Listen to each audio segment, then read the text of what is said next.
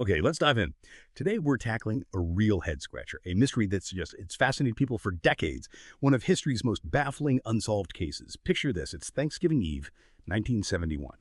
A guy gets on a plane, seems normal enough, then boom, not literally, thankfully, but a bomb threat, a demand for cash, parachutes, and then poof, he's gone, vanished midair. We are talking, of course, about D.B. Cooper, and for this deep dive, what we want to do is cut through all the speculation, the noise that's built up over 50 years. We're going to give you the key bits, the really interesting nuggets from the sources. We got a solid Wikipedia entry, various reports. Basically, we're here to guide you through this incredible story. Absolutely. And a stage for this drama. Northwest Orient Airlines Flight 305, it's a Boeing 727, just doing a short hop from Portland, Oregon up to Seattle, Washington. Pretty routine, but our sources, they lay out the basic facts really starkly. You have this unidentified man. He used the name Dan Cooper, but became famous as DB. He hijacks the plane, demands the money, the parachutes, lets the passengers go in Seattle, then takes off again and just disappears. It is still, to this day, the only unsolved case of air piracy ever in commercial aviation history, like a ghost in a business suit. So this Dan Cooper, who was he? I mean, what did he look like to the people on board? Well, the eyewitness accounts are pretty consistent, actually. They described him as a white guy, probably mid-40s, dark hair, brown eyes, and dressed very ordinarily. A businessman. Yeah, a suit, white shirt, skinny black tie, black raincoat, brown shoes, nothing flashy, carried a briefcase and a brown paper bag. Just looked like, another guy traveling for work, blending right in. Exactly. And the hijacking itself, the start of it, was incredibly low-key. His first real move was handing a note to Florence Schaffner, the flight attendant right near him. She told investigators later she didn't even look at it at first. Thought it was maybe a phone number from some lonely guy, just put it in her pocket. Oh, wow. Yeah. But then the Cooper leaned over and apparently whispered something like, "Miss, you'd better look at that note. I have a bomb." Chilling. And the bomb. Did she see it? She did. He opened his briefcase, just enough for her to see. Inside, she saw these 2 rows of 4 red cylinders, looked like dynamite sticks, wired to a big battery. Now, our sources do clarify it was probably highway flares, maybe railroad flares, something like that. Not actual dynamite. But back then, in that moment, the crew couldn't risk it. They had to assume it was real. Makes sense. You wouldn't gamble. Okay, so given how calm he was, his demands must have been pretty specific, too. Oh, very specific. He wanted exactly $200,000. And you got to remember, this is 1971. Today, that's what, like $1.6 million? A serious amount. Yeah, huge. And how did he want it? In a knapsack. And along with the cash, 4 parachutes, 2 main or back parachutes, and 2 reserve or front parachutes. 4 parachutes. Why so many? Just for himself? Well, the thinking, according to the sources, is pretty clever. By asking for 2 sets, he implied he might take a hostage with him when he jumped. Ah, right. So the authorities wouldn't dare give him fake or damaged chutes because they wouldn't know which ones were for him and which for a potential hostage. Exactly. It shows this meticulous planning, thinking ahead about how the FBI or the airline might try to stop him. Okay, so the plane is circling over Puget Sound for a couple of hours while they get the money and chutes ready. The atmosphere must have been incredibly tense. You'd think so. But here's another strange thing. Tina Mucklow, another flight attendant who spent the most time sitting with Cooper, she later said he was not nervous. Not nervous, Yeah. seriously. She even said he seemed rather nice and was not cruel or nasty, which is just unsettling, right, for a hijacker. Definitely. Did she notice anything else about him? His behavior? She did. She noted his composure, absolutely. And he seemed to know the area. Like, he looked out the window and recognized Tacoma down below. Even correctly mentioned that McCord Air Force Base was really close to SeaTac Airport. That's not something the average tourist would know. Probably not. And maybe the most intriguing detail, he made this comment to Mucklow about why he was doing it. She asked why he picked Northwest Orient, and he apparently said, "It's not because I have a grudge against your airlines. It's just because I have a grudge." A grudge? Against who? Or what? That just opens up a whole new can of worms. Right. Decades of speculation fueled by that one line. Some personal vendetta, maybe. We just don't know. So eventually they land in Seattle. Passengers are let go unharmed. And Cooper gets his ransom. Yes, and he checked it very carefully. It was exactly what he asked for. 10,000 unmarked $20 bills. Most had serial numbers starting with L, meaning they came from the Federal Reserve Bank in San Francisco. Yeah. And crucially, the FBI had microfilmed every single bill before handing it over. They had a record. Okay, passengers off, money checked. What were his instructions for the next part of the flight? Again, incredibly specific. He wanted them to fly southeast towards Mexico City. But slowly? Minimum airspeed possible for the 727, around 100 knots, so just above stalling speed, and low altitude, maximum 10,000 feet. He also insisted the landing gear stay down, the wing flaps be lowered 15 degrees, and this is important, the cabin remain unpressurized. Light, unpressurized. So he could open the rear door without a massive pressure difference blowing him out uncontrollably. He initially wanted the rear that staircase at the back of a 727 open for takeoff. Seriously. Take off with the stairs down. Yeah, Northwest officials balked at that, said it was too dangerous, so he compromised, agreed they could lower it once they were airborne. Shows he knew the plane, but was also, somewhat adaptable. Okay, so they take off again.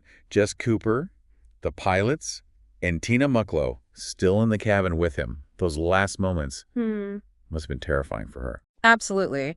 She apparently told Cooper she was scared of being sucked out when the stair was lowered, asked to go to the cockpit for a safety rope, but Cooper refused.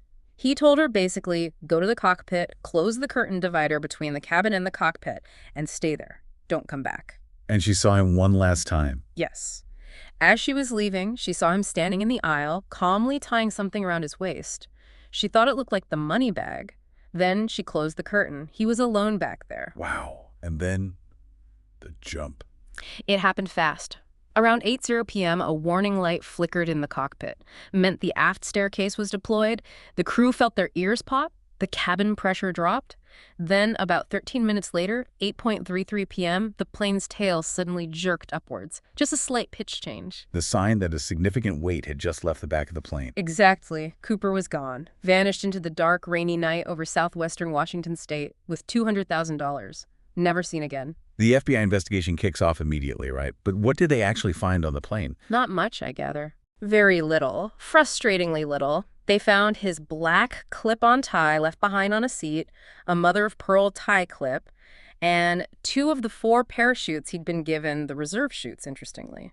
But no Cooper, no briefcase, no main chutes, no money bag. And the name D.B. Cooper, where did that actually come from? Because he called himself Dan Cooper. Yeah, that's a bit of media legend. A reporter, James Long, working for the Oregon Journal, was rushing to meet a deadline. He apparently misheard or misremembered the name Dan Cooper and wrote D.B. Cooper. The name got picked up by wire services, went national, international, and it just stuck. So the most famous name in hijacking history is basically a typo. Incredible. So the search begins.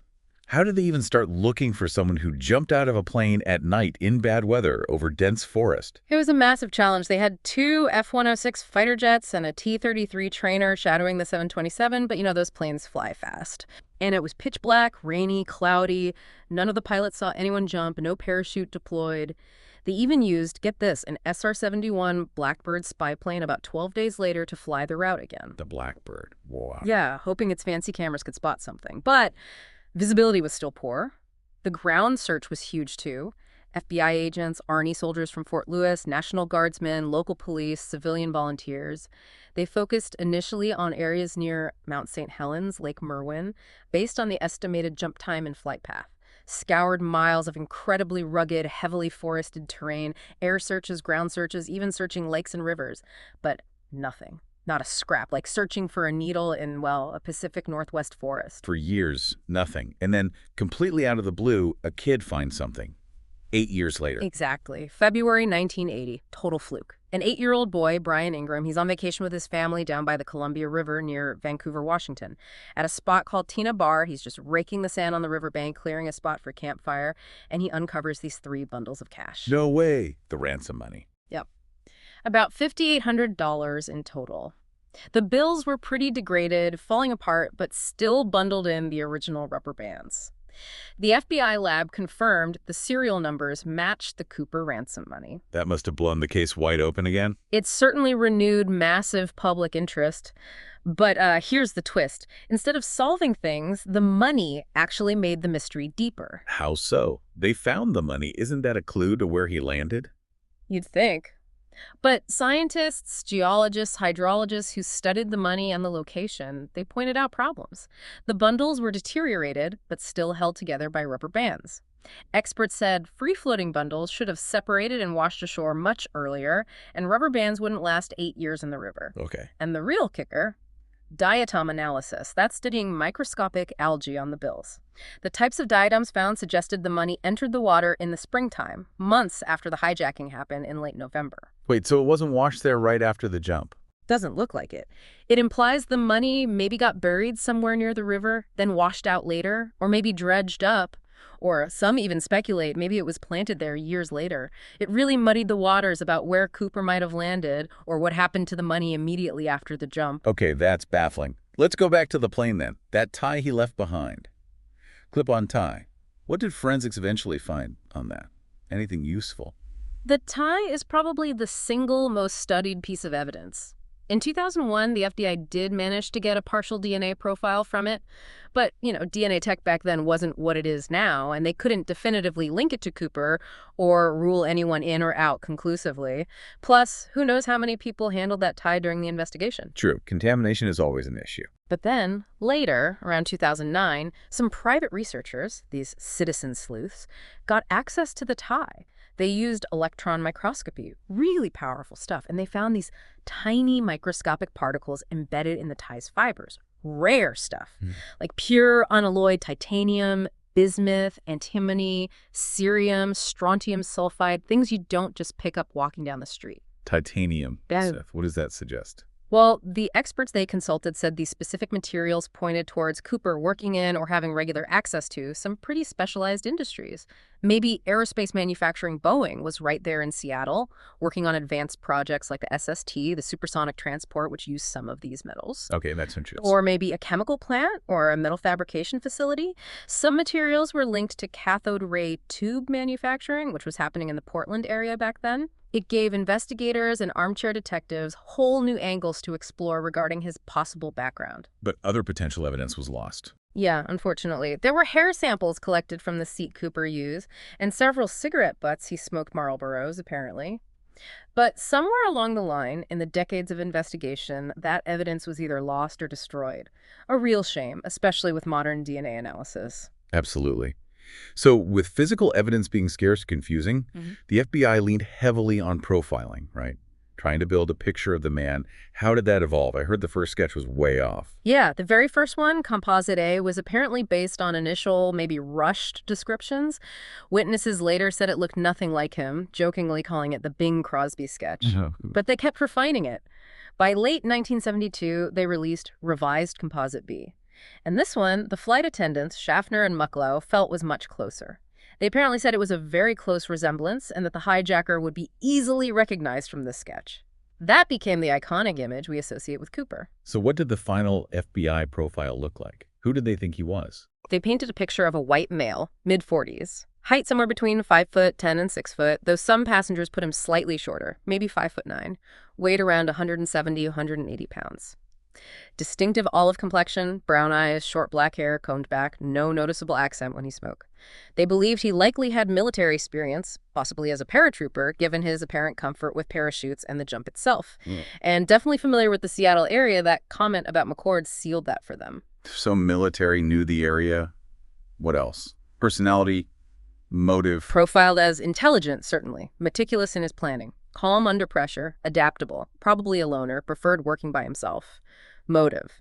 They lean towards desperate financial need rather than just being a thrill seeker. And that alias, Dan Cooper. It comes from a popular French-language Belgian comic book series about a Canadian test pilot. Profilers thought maybe he'd encountered the comic during a military tour in Europe, maybe even spoke French. Adds another layer of potential background. Okay, so that's the profile. But the biggest question, debated endlessly, did he survive the jump? What was the FBI's initial take? Initially, the FBI leaned heavily towards him not surviving, and they had good reasons, He jumped at night into freezing rain and cloud, probably over dense, mountainous forest. He didn't seem like an expert skydiver. Some witnesses thought he didn't seem familiar with the gear. He had no helmet, no proper jumpsuit, just that business suit and trench coat. The wind chill at 10,000 feet would have been brutal, maybe 15 degrees Fahrenheit or even colder. Yeah, that sounds unsurvivable. Plus, the parachute he used was likely an older military surplus model, maybe not steerable. And the reserve chute they found on the plane was actually sewn shut. It was a training dummy chute. So if his main failed... Oh, wow. So you might have jumped to the useless reserve. It's possible he didn't realize it was a dummy.